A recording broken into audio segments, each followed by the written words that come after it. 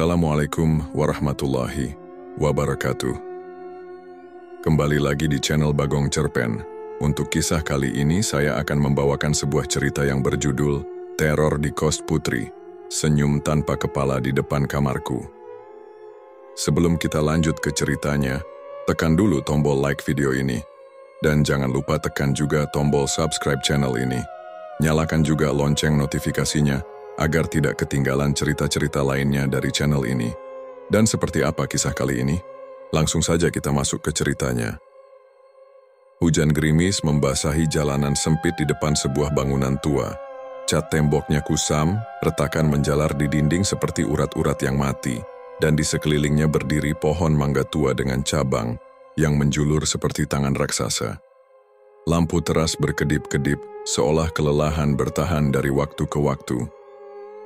Lina berdiri di depan gerbang kos Putri itu, menatap papan nama yang nyaris terkelupas, Kos Putri Melati.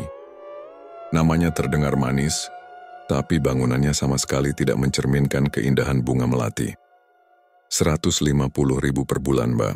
Air lancar, listrik juga. Seorang ibu parubaya dengan wajah tirus muncul dari dalam.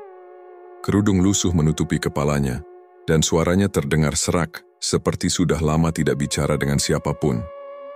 Lina mengangkat satu alis. Murah sekali. Hampir mustahil menemukan harga seperti itu di kota ini. Serius, Bu? Gak ada tambahan biaya apapun?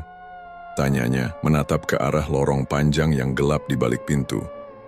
Ibu kos tersenyum tipis. Asal Mbak ikut aturan di sini, gak akan ada masalah. Lina mengernyit. Aturan apa? Si ibu melirik ke dalam lalu berbisik, "Jangan keluar kamar setelah jam 12 malam. Jangan intip dari lubang kunci." Dan ia ragu sejenak, lalu menatap lurus ke mata Lina. "Jangan pernah membuka pintu kalau ada yang mengetuk di antara jam 1 sampai 3 pagi." Lina terkekeh. "Ih, kok kayak film horor, Bu?" Namun ibu kos tidak tertawa. Wajahnya tetap datar, dingin. "Kalau Mbak melanggar, saya nggak bisa bertanggung jawab." Lina menelan ludah. Ada sesuatu dalam cara bicara si ibu yang membuatnya merinding, tapi ia berusaha mengabaikannya. Kos ini murah, dekat dengan tempat kerjanya, dan ia butuh tempat tinggal secepatnya. "Oke, saya setuju." Ibu kos mengangguk lalu mengeluarkan kunci dari sakunya. "Kamar nomor 7, paling ujung." Lina melangkah masuk. Udara di dalam lebih dingin dari luar, meski tidak ada AC atau kipas angin. Lorong itu panjang, dengan lampu redup yang berkelip, seperti hampir mati. Di kejauhan, di depan kamar nomor 7, pintu kayu tua terlihat sedikit terbuka, seolah menyambutnya. Tapi Lina tidak menyadari satu hal. Saat ia menerima kunci dan berbalik, ibu kos masih berdiri di tempatnya. Tatapan matanya kosong dan bibirnya bergerak pelan, nyaris tanpa suara. "Kenapa kau memilih kamar itu?" Lina berjalan melewati lorong dengan perasaan tidak nyaman. Udara di dalam kos ini terasa lebih lembab dibanding di luar, seolah ada sesuatu yang mengendap di udara. Lampu-lampu redup di langit-langit berkedip-kedip, membuat bayangan di dinding bergerak-gerak seperti sosok yang mengintai. Saat tiba di depan kamar nomor 7, ia melihat pintu kayunya sudah sedikit terbuka. Lina menghela napas. Mungkin ibu kos tadi lupa menutupnya dengan benar. Dengan sedikit ragu ia mendorong daun pintu. Kriet. Ruangan di dalamnya sederhana. Satu ranjang besi dengan kasur tipis, meja kecil di sudut, dan lemari kayu tua dengan cermin yang agak buram. Tidak ada jendela, hanya satu ventilasi kecil di atas pintu.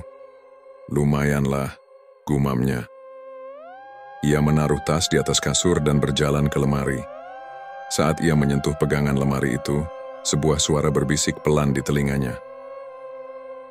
"Jangan buka." Lina terdiam, jantungnya berdegup cepat. Ia menoleh ke belakang. Tidak ada siapa-siapa, hanya suara hujan yang terdengar samar dari luar. "Pasti cuman halusinasiku saja," pikirnya. Namun entah kenapa tangannya jadi ragu untuk membuka lemari itu. Ia melangkah mundur dan memilih duduk di kasur.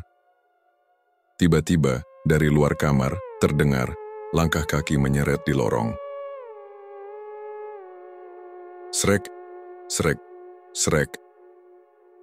Lina menajamkan pendengaran. Suaranya pelan, seolah seseorang berjalan perlahan dengan kaki yang terseret di lantai. Ia melirik jam di ponselnya. 23.45.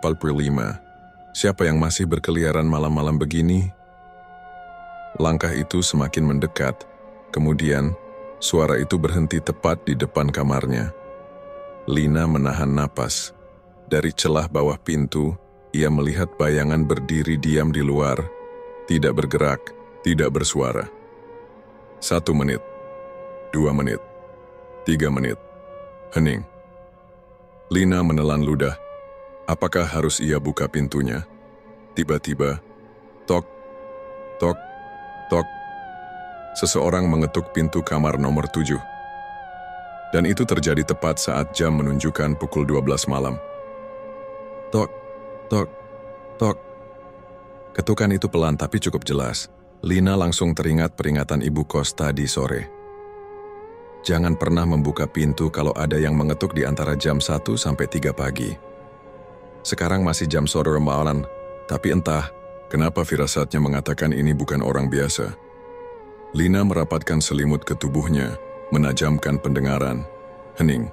Tidak ada suara napas, tidak ada gerakan, hanya keheningan mencekam yang seolah menekan dadanya.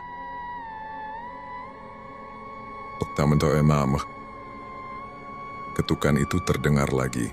Kali ini lebih pelan, lebih lambat, seperti memanggilnya. Lina meraih ponsel di sampingnya dan mengetik pesan ke grup penghuni kos. Ada yang ngetok pintu kamar aku. Kalian masih bangun? Pesannya terkirim, tapi tidak ada yang membalas. Titik 2 biru tidak muncul. Ia menggigit bibir. Apa harus kubuka? Mungkin ini Mbak Rina, anak kos yang katanya tinggal di kamar sebelah. Perlahan, ia melangkah turun dari kasur. Jantungnya berdegup kencang saat ia mendekati pintu. Dengan tangan gemetar, ia menempelkan mata ke lubang kunci. Gelap, tapi tidak benar-benar gelap. Ada sesuatu di luar. Sebuah mata menatap langsung ke arahnya. Lina tersentak mundur, menahan teriakan. Itu bukan mata manusia. Pupilnya besar, hitam pekat, dengan lingkaran merah di sekelilingnya. Mata itu menatapnya tanpa berkedip. Dan saat itu juga ia mendengar bisikan pelan dari balik pintu. Kau melihatku. Tiba-tiba, ketukan berubah menjadi gedoran keras. Duk, duk, duk. Pintu berguncang hebat, seperti ada sesuatu yang berusaha. Masuk. Lina mundur dengan panik lalu langsung melompat ke kasur dan menutupi dirinya dengan selimut. Ia menutup mata, menahan napas, berusaha mengabaikan suara-suara itu. Lama-kelamaan gedoran itu melemah. Hingga akhirnya menghilang. Hening lagi. Hanya suara hujan di luar. Lina tidak berani bergerak, jantungnya masih berdebar. Ia mengintip ponselnya. 0227. Baru saat itulah ia sadar. Ada suara napas di dalam kamarnya. Lina membeku. Tenggorokannya tercekat. Suara napas itu ada di belakangnya. Pelan panjang seperti seseorang yang berdiri sangat dekat. Lina menutup mata erat-erat. Ia ingin percaya ini hanya halusinasinya. Mungkin karena kelelahan, mungkin karena panik. Tapi tidak. Udara di kamar tiba-tiba berubah dingin. Selimut yang menutupi tubuhnya terasa lebih berat. Seperti ada sesuatu yang menindihnya. Napas itu semakin dekat. Lina ingin berteriak tapi tubuhnya kaku. Dalam ketakutannya, ia perlahan menarik selimutnya, hanya sedikit, cukup untuk mengintip. Dan saat itu juga, sesuatu berbisik di telinganya. Aku di sini. Lina menjerit dan melompat dari kasur. Nafasnya memburu, tubuhnya gemetar hebat. Tapi saat ia menoleh, kamar itu kosong. Tidak ada siapa-siapa. Pintu masih tertutup rapat. Lemari masih terkunci. Hanya ada dirinya, napasnya yang tersengal-sengal, dan rasa takut yang mencengkeram seluruh tubuhnya. Jantungnya masih berdebar saat ia menyalakan lampu. Cahaya kuning redup mengisi ruangan, sedikit mengurangi ketegangan. Tapi kemudian, tap, tap, tap. Lina tersentak. Suara itu berasal dari dalam lemari. Seseorang atau sesuatu ada di dalam sana. Lina berdiri terpaku. Tubuhnya terasa lemas, kakinya gemetar. Suara itu terdengar jelas. Tap, tap, tap. Seperti kuku atau jari yang mengetuk-ngetuk dari dalam lemari. Tidak mungkin. Lemari itu belum pernah ia buka sejak masuk ke kamar ini. Tidak. Mungkin ada siapa-siapa di dalamnya. Jantungnya berdegup semakin kencang saat suara itu berubah. Tap, tap, krek. Lemari itu sedikit terbuka. Lina menelan ludah. Ia bisa melihat celah kecil antara dua pintu kayu tua itu. Gelap. Seperti ada kekosongan yang menariknya masuk. Saat itu juga, pikirannya melayang ke bisikan yang ia dengar tadi. Jangan buka. Tidak, aku harus pergi dari sini. Ia mundur perlahan. Tangannya gemetar saat meraih gagang pintu kamar. Namun sebelum ia sempat membukanya, krek. Pintu lemari itu bergerak sedikit lebih lebar. Lina menahan napas. Cahaya dari lampu kamar menyinari bagian dalam lemari yang perlahan terlihat, dan ia melihatnya. Sebuah tangan pucat mencengkeram bagian dalam pintu lemari. Jemarinya panjang, kurus dan menghitam di bagian kukunya. Tangan itu tidak bergerak, hanya diam di sana. Lina mundur lebih jauh, tangannya masih menggenggam gagang pintu kamar. Ia ingin lari, ingin menjerit. Tapi sebelum ia sempat melakukan apapun, sesuatu mengintip dari celah lemari itu. Sepasang mata hitam pekat menatap langsung ke arahnya. Dan saat itu juga, sesuatu di dalam lemari tersenyum. Senyuman yang lebar, terlalu lebar untuk ukuran manusia. Lina menjerit sekuat tenaga dan membanting pintu kamar terbuka. Ia berlari ke lorong tanpa menoleh ke belakang. Jantungnya hampir meledak. Tubuhnya terasa ringan seperti tak berpijak. Namun, saat ia melewati kamar-kamar lain, ia sadar tidak ada satupun pintu kamar yang terbuka. Kos ini sepi, terlalu sepi. Lina terus berlari menuju pintu keluar. Namun, tepat sebelum ia mencapai pintu utama, seseorang berdiri di depannya. Seorang perempuan, rambutnya panjang menutupi wajah. Pakaiannya lusuh dan basah seperti habis kehujanan. Lina terhenti, dadanya naik turun. Pelan-pelan perempuan itu mengangkat wajahnya. Dan Lina langsung membeku. Itu wajahnya sendiri. Tapi bukan wajahnya yang sekarang. Itu wajahnya dalam keadaan mengerikan, pucat, dengan mata kosong yang hanya berisi kehampaan. Dan sebelum Lina sempat menjerit, sosok itu berbisik dengan suaranya sendiri. Kau seharusnya tidak masuk ke sini. Lina tidak bisa bergerak. Tubuhnya seakan membatu. Sosok di depannya masih menatapnya dengan mata kosong. Itu wajahnya sendiri, tapi bukan dirinya. Kau seharusnya tidak masuk ke sini. Suara itu sama persis dengan suara Lina. Datar, dingin seolah tanpa emosi. Lina ingin berteriak, ingin kabur, tapi tubuhnya terasa berat. Tiba-tiba sosok itu tersenyum. Senyuman itu mengingatkannya pada sesuatu. Senyuman yang ia lihat di dalam lemari tadi. Tiba-tiba tangan sosok itu terangkat. Jemarinya pucat, kuku-kukunya panjang dan menghitam. Ia bergerak maju, pelan, mendekati Lina. Lina tersadar dari keterkejutannya. Dengan sisa keberaniannya, ia memundurkan langkah, berbalik dan berlari menuju pintu keluar. Tangannya meraih gagang pintu dan menariknya keras. Namun, pintu itu tidak bergerak. Ia mencoba lagi, menarik lebih kuat. Tetap tidak bisa terbuka. Jangan pergi. Suara itu tepat di belakangnya. Lina merasakan napas dingin menyentuh lehernya. Perlahan, ia menoleh. Sosok itu sudah berdiri sangat dekat. Hidung mereka hampir bersentuhan. Lina menahan jeritannya. Matanya membelalak melihat wajah sosok itu semakin mengerikan. Kulitnya mulai membusuk, bibirnya menghitam, dan matanya kosong. Perlahan, sosok itu mengangkat tangannya dan menekan wajahnya ke wajah Lina. Lina merasakan sesuatu yang dingin dan licin menyentuh kulitnya. Ia berusaha melawan, tapi tubuhnya terasa semakin lemas. Sosok itu terus mendorong wajahnya. Sampai, akhirnya, gelap. Lina tidak bisa melihat apa-apa, tidak ada suara, tidak ada cahaya, tidak ada dirinya, hanya kehampaan, seolah ia tidak pernah ada. Lina terbangun, matanya terbuka perlahan, melihat langit-langit kamar yang remang-remang. Kepalanya terasa berat, tubuhnya lemas. Di mana aku? Ia mencoba duduk, tapi sesuatu terasa aneh. Tangannya kurus, kulitnya pucat, kukunya lebih panjang dan menghitam, jantungnya berdegup kencang. Ia segera meraba wajahnya, dingin, terlalu dingin. Lina bergegas bangkit dan berjalan ke arah cermin kecil di sudut kamar. Setiap langkah terasa aneh, seolah tubuh ini bukan miliknya. Saat ia berdiri di depan cermin, ia tidak melihat dirinya sendiri. Bukan wajah Lina yang biasa, melainkan wajah sosok itu. Wajah yang ia lihat tadi, pucat, kosong, dengan senyuman kecil yang mengerikan.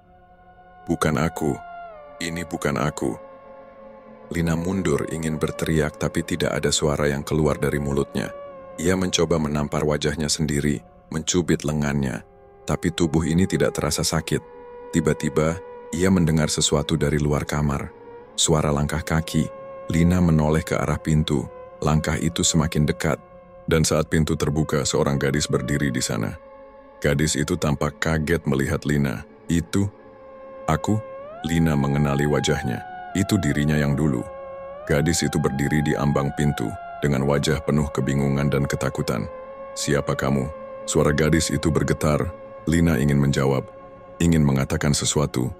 Tapi yang keluar dari mulutnya, aku, kamu. Saat itu juga gadis di depan pintu berteriak dan berlari keluar. Lina mengejarnya, tapi tubuh ini terasa berat, seolah bukan miliknya. Ia mencoba memanggil, tetapi suaranya terdengar berbeda. Lina menatap tangannya sendiri sekali lagi. Jemarinya panjang dan pucat, kukunya hitam. Aku bukan lagi diriku. Aku telah menjadi sesuatu yang lain. Lina terdiam di depan cermin, menatap refleksi yang bukan lagi miliknya. Di luar kamar, gadis yang kini memiliki wajah lamanya masih terdengar berlari. Napasnya tersengal-sengal. Itu aku, tapi bukan aku. Lina mencoba mengingat apa yang terjadi, tapi ingatannya kabur. Yang ia tahu hanyalah satu hal, ia bukan manusia lagi. Tip, tip, tip. Langkah kaki mendekat. Pintu kamar yang tadinya terbuka, tertutup pelan dengan sendirinya. Lina menoleh ke belakang. Dadanya seharusnya berdegup kencang, tapi tidak. Ia tidak bisa merasakan detak jantungnya sendiri. Lalu ia menyadari sesuatu. Di atas meja rias, ada sesuatu yang tidak ia sadari sebelumnya. Sebuah foto.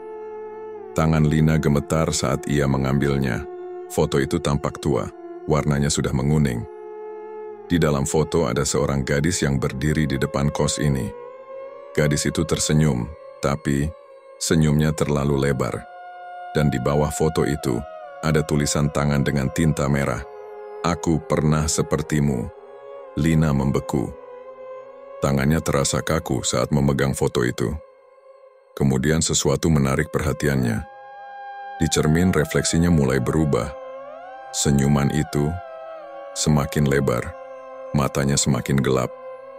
Dan saat ia menatap lebih lama, refleksinya bergerak sendiri. Tanpa sadar, mulutnya ikut tersenyum, dan kali ini ia tidak bisa menghentikannya. Sebuah bisikan muncul di kepalanya. Sekarang, kau bagian dari kami. Seketika, lampu kamar padam, dan dalam gelap, Lina tertawa. Tawa yang perlahan berubah menjadi tangisan, karena ia sadar, ia tidak akan pernah bisa pergi. Lina mencoba menahan tawanya, tapi suara itu keluar sendiri bercampur dengan isakan pelan. Ia ingin lari. Tapi kemana? Tiba-tiba, pintu kamar terbuka sendiri. Di luar, koridor kos tampak gelap dan kosong. Hanya ada suara angin yang berdesir. Pelan, Lina melangkah keluar.